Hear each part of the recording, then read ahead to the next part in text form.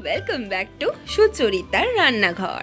Today's recipe is bata machher malai curry. If you like my video then subscribe to my channel and hit the bell icon to remain updated to my latest videos.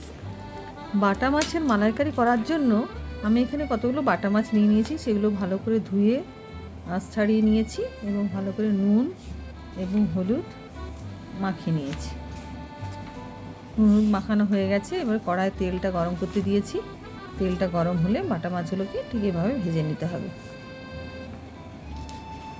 বাটা মাছগুলো ভাজা হচ্ছে, বাটা মাছগুলো ভাজা হয়ে গেছে।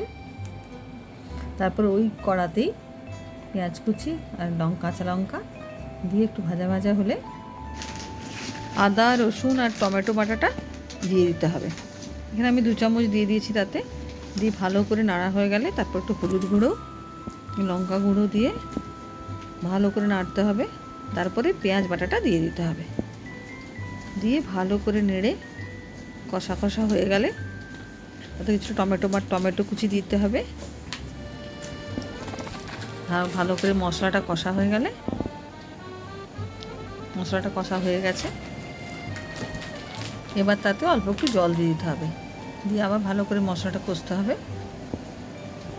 তারপরে আমি আগের থেকেই নারকেলকে বেটে রেখেছিলাম, সে 1 বাটি নারকেল বাটা দিয়ে দিতে হবে। আপনি প্রয়োজন মতো যতটা ইচ্ছা দিতে পারেন।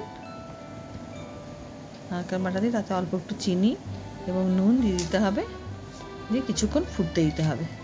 ভালো করে ফুটে গেলে তাতে মাছগুলো দিয়ে দিতে হবে।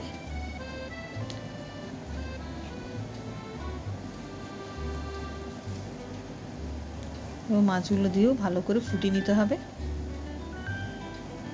তাহলেই রেডি বাটা মাছের মালাইকারি। চিংড়ি মাছের মালাইকারি তো করেছেন, এবার বাটা মাছটা এভাবে করে দেখুন, দারুণ হবে।